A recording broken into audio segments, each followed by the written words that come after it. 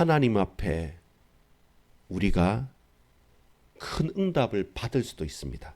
그리고 그 축복과 응답에 풍족함으로 감사할 때가 분명히 있습니다. 근데 그런 응답과 감사가 왔을지라도 아무 문제 없이 이제 모든 것이 펼쳐진 것처럼 느껴질지라도 바로 그때 그 응답과 축복과 함께 시련이 몰려올 수도 있습니다. 다만 환난과 시련이 몰려온다 할지라도 그것이 절망은 아닙니다. 그 시련을 통해서 하나님께서 우리를 존귀케 하실 것입니다. 아버지 하나님, 인도해 주옵소서. 수많은 시련과 환난 속에서도 절망과 낙심으로 끝나는 것이 아니라 그 모든 고통과 환난을 겪고 담대히 걸어가는 가운데, 믿음으로 나아가는 가운데 결국 주께서 안심케 하시고 붙드시며 인도하시고 역사하사 존귀케 하시는 하나님의 역사와 응답을 보고 체험하고 증언하는 그리스도의 제자로, 증인으로 살게 하옵소서. 예수 그리스도 이름으로 간절히 기도합니다. 아멘. 여러분, 오늘은 2025년 10월 24일 금요일입니다. 오늘 제목은 시련에도 절망치 않을 이유입니다. 어떤 시련이 몰려와도 절망하고 낙심해서 모든 것을 놓아버리는 것이 아니라 시련과 환난 속에서도 절망치 않을 이유가 무엇입니까? 오늘 역대하 32장 1절에서 23절까지 이 말씀을 보면 어떤 이야기가, 어떤 사건이 일어납니까? 1절에 보면 이 모든 충성된 일을 한 후에 유월절을 지키고 절기를 지키고 그에게 더해서 더 많은 성전 제사와 그리고 하나님께 영광을 올려드리고 그리고 11조도 드리고 예물도 드리면서 풍성한 응답들이 자원하면서 나타났죠. 그 가운데 제사장들과 레위인이 든든하게 세워지고 직무를 다하고 지속할 수 있는 시스템까지 마련했죠. 모든 백성들이 너무 기뻐서 하나님께 영광을 돌리면서 스스로 왕이 아니라 스스로 자기 앞에 있는 이 우상의 산당들을, 주상과 목상을 다 찍어버리면서 하나님 앞에 모든 것을 돌이키는 응답과 대대적인 영적인 각성과 개혁이 일어났습니다.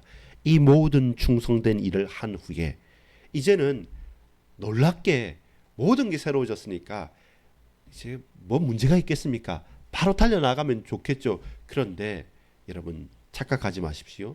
오해하지 마십시오. 그렇다고 낙심하지도 마십시오. 어떤 일이 일어납니까? 강한 아수르, 아시리아 왕 사네립이 이제 다가온 것입니다. 정복하기 위해서, 이 나라를 먹기 위해서 예루살렘으로, 유다에게 침범을 한 겁니다. 이 갑작스러운 일을 놓고 당황하지 않고 히스기야 왕이 했던 일들, 그리고 그 가운데 이 전쟁의 승리가, 전쟁의 양상은 어디로 향하는지를 우리가 역대하 32장을 통해서 봤습니다. 오늘 저와 여러분도 마찬가지입니다. 우리의 삶에서도 잘 될 만할 때 고민이 생기는 겁니다.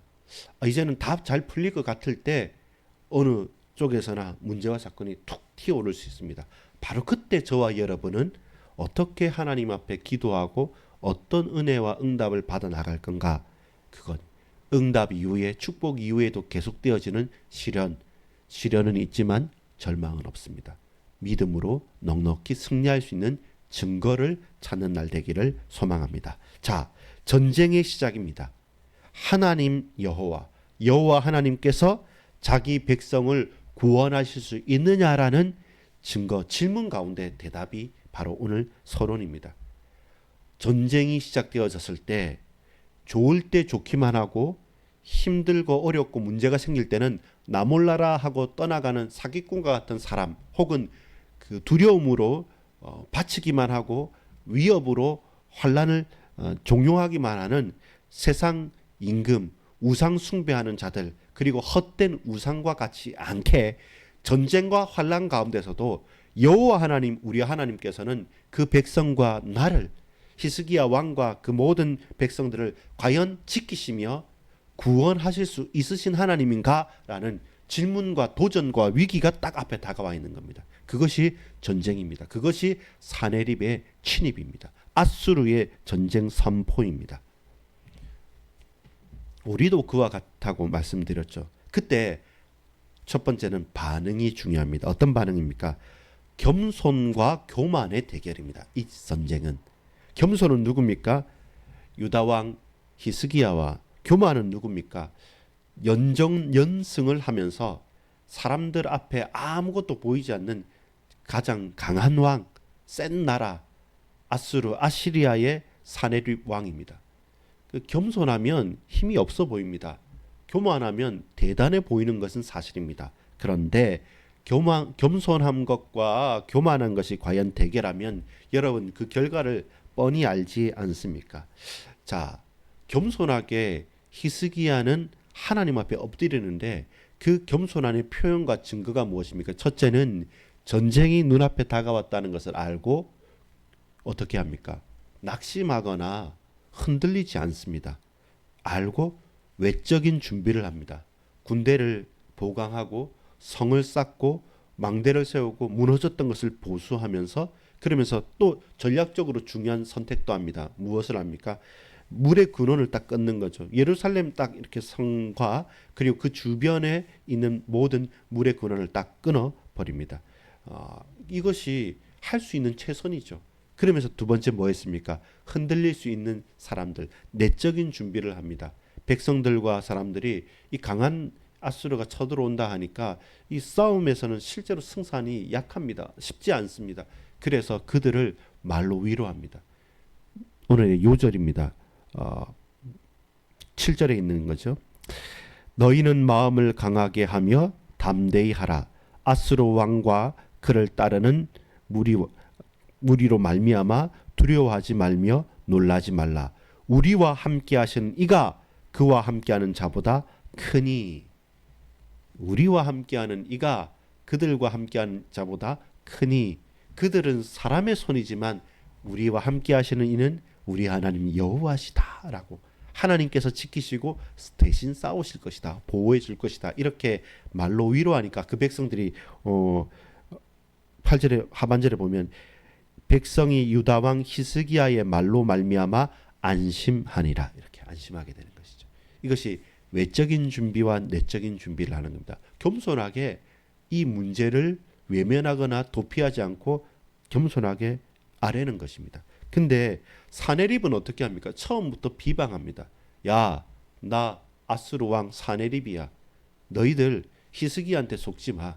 히스기야가 이래저래 말하지 산당들 다 제하고 오직 한 곳에서만 신을 섬기라고 하는데 야, 그거 잘못된 거야. 나는 여러 왕들을 여러 나라들을 다 정복해서 그 신들이 차라리 많으면 승산이 있을 것인데 그 신들 다 없애고 한 신만 섬기라 했다며.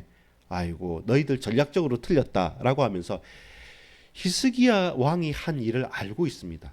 그런데 사네립의 비방과 사네립이 하나님을 업신여기는 이유의 핵심은 뭐냐면 이 사네립의 핵심은 그거예요.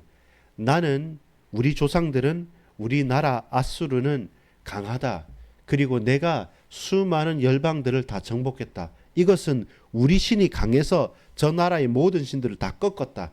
내 손 아래서 모든 나라도 모든 열방의 신들도 다 굴복했다. 그런데 많은 신들이 있는데 그 신들을 없애고 한 신만 섬기자고 그 한 신밖에 없냐고 너희들을. 이렇게 하나님에 대해서 비방하고 교만한 사네립 왕은 무엇을 합니까? 사람도 눈에 보이지 않는 겁니다. 교만하였죠. 그리고 하나님도 여러 많은 잡신들 중에 한 신으로 그렇게 하나님을 업신여기고 비방하는 것입니다. 본문에 볼까요? 19절에 보면 그들이 예루살렘의 하나님을 비방하기를 사람의 손으로 지은 세상 사람의 신들을 비방하듯 하였더라. 우상처럼 하나님을 비방하는 겁니다. 그러면서 어떻게 합니까? 이제는 글도 보내고요. 그리고 말로도 하고요. 그 다른 신하들 통해서 유다 방언으로 통역까지 써가지고 계속적으로 수많은 말과 비방으로 하니까 어떻게 공격합니까? 히스기야를 공격해요. 왕을요. 그리고 이 왕은 약하다. 나 봐라. 강하게 보이지 않냐?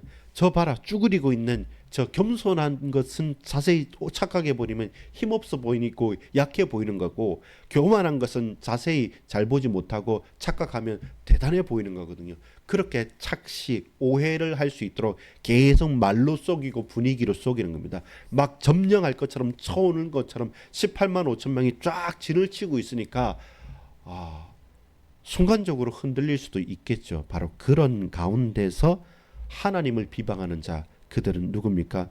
교만입니다. 이 전쟁은 겸손과 교만의 전쟁입니다. 근데 여러분, 두 번째입니다. 최후의 승자와 패자는 누구입니까? 우리 뻔히 알지 않습니까? 최고의 승자와 최후의 승자와 최후의 패자는 누굽니까? 영원히 지지 않고 영원히 승리할 것 같은 교만한 사내립은 감히 하나님을 비방하여서 그 하나님 앞에 무릎 꿇게 됩니다.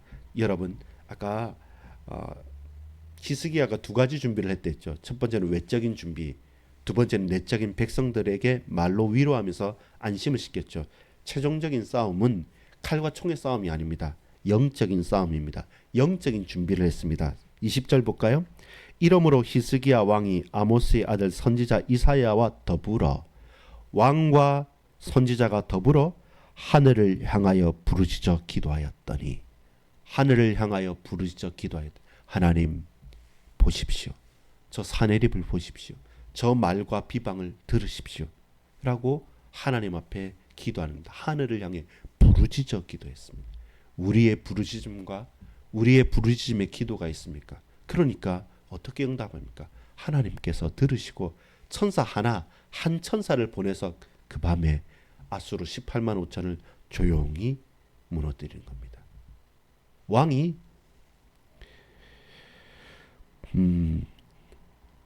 한 천사를 보내어 아수르 왕의 진영에서 21절이죠. 모든 큰 용사와 대장과 지휘관들을 멸하신지라 아수르 왕이 낯이 뜨거워. 왕만 살아남아서 부끄러워서 돌아갑니다. 그리고 그 나라에 돌아가서 조금 시차는 있지만 그 나라의 신전에서 그가 신전에서 제사 드릴 때 그에게서 난 자녀들, 그 몸에서 난 자들이 거기서 칼로 죽였다. 그가 섬기던 신전에서 그 자녀, 그 아들이 그를 죽이게 돼서 비참한 결과와 멸망을 맞이하게 되는 겁니다. 결국 외적인 준비, 내적인 준비, 결국 완성은 영적인 준비 가운데서 완성됩니다. 싸움 시작하기도 전에 먼저 싸워놓고 승리해놓고 가는 겁니다. 왜냐하면 최후의 승리는 내가 싸우는 전쟁이 아니라 우리를 위해 하나님께서 싸우시는 거니까요. 여러분 8절에 보면 그와 함께하는 자는 육신의 팔이요 우리와 함께하시는 이는 우리의 하나님 여호와시라. 반드시 우리를 도우시고 우리를 대신하여 싸우시리라. 이것이 히스기야의 고백이었잖아요. 우리를 대신해서 싸우심으로 하나님께서 한 천사를 보내서 그 수많은 18만 5천의 군사를 멸하고, 그리고 그 부끄러워 도망가는 아수르 왕이 자신의 신전에서 자신의 아들에게 비참하게 멸망을 당하는 것까지를 완성해 가시는 겁니다. 여러분 23절에 보겠습니다. 여러 사람이 예물을 가지고 와서 예루살렘에 와서 여호와께 드리고 또 보물을 유다 왕 히스기야에게 드린지라. 이후부터 히스기야가 모든 나라의 눈에 존귀하게 되었더라. 이제 아무나 건드리는 게 아닙니다. 결론입니다. 하나님의 승리와 심판입니다. 그리고 존귀함입니다. 어떻게 보자면 하나님께서 히스기야를 존귀하게 높이기 위해서 사내립을 놔둔 것 같아요. 이 망아지 같고 교만한 사내립을 그냥 부리신 것 같아요. 왜냐하면 하나님께서 겸손히 엎드리고 있는 그 히스기야를 그 열방 가운데 존귀하게 드러내시기 위해 하셨던 하나의 방편이고 방법이었던 것 같습니다. 여러분, 하나님이 여러분을 존귀케 하실 것입니다. 하나님께서 부르짖어 기도하는 왕과 선지자의 기도를 들으시고 저 대적을 멸하실 것입니다. 하나님께서 싸우시기 때문에, 대신해서 승리하셨기 때문에 그 하나님의 승리가 나의 승리, 우리의 승리가 되는 겁니다. 환난과 핍박 가운데 흔들립니까? 그러면 위로하고 안위함과 안심할 수 있도록 우리가 그들과 함께한 이보다 우리와 함께하신 이가 하나님께서 더 크시다. 그들은 사람의 손을 의지하지만 우리는 우리 하나님을 의지한다. 우리가 준비할 것이 있냐? 그러면 성을 보수해라. 성벽을 쌓아라. 외벽을 쌓아라. 군대를 준비하라. 우리는 외적으로 충분히 준비합니다. 내적으로도 안심시킵니다. 결국은 영적으로 하나님께 부르짖을 때 바로 그때 종기케 되어지는 온전한 승리가 예비되어져 있습니다. 오늘 우리의 삶이 그런 현장의 영적 전쟁에 넉넉히 승리할 수 있기를 간절히 소망합니다. 종기케 하시는 하나님, 우리로 당신께 부르짖게 하옵소서. 우리로 우리의 백성과 현장을 안위하게 하옵소서. 그러면서 하나님께 최고로 영광 돌리게 하옵소서. 아버지 하나님 감사합니다. 하나님을 바랍니다. 하나님께 부르짖습니다. 시련은 있지만 결코 절망치 않음은, 우리가 낙심하고 넘어지지만 그러나 결코 그것에서 좌절하여 있지 않고 구원의 하나님께 달려갈 수 있음을 믿고 고백하는 가장 복된 날이 되게 하옵소서. 구주 예수 그리스도 이름으로 간절히 기도합니다. 아멘.